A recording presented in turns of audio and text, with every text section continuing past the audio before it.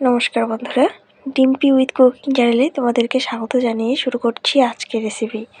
আজকে আমি বানাচ্ছি সিম দিয়ে পুঁটি মাছের চচ্চড়ি। সবার প্রথমে আমি মাছগুলি ভেজে নেব। তো বন্ধুরা দেখো, এখানে আমি পুঁটি মাছ ভালো করে ধুয়ে নিয়েছি।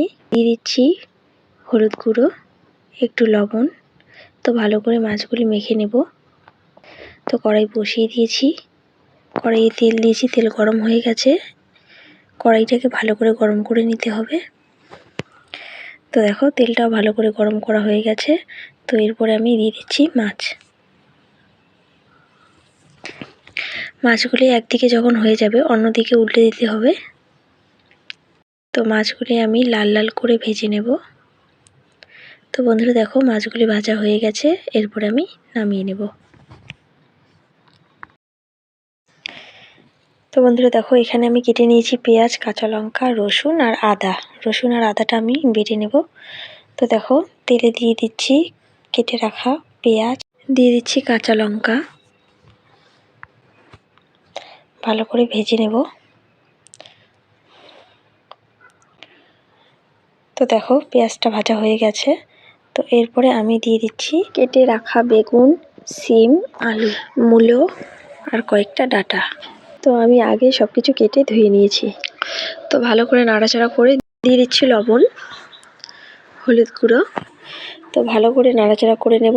এরপরে একটু ঢেকে দেব যাতে সব কিছু ভালোভাবে সেদ্ধ হয়ে যায়। তো দেখো, ঢেকে দিচ্ছি একটু।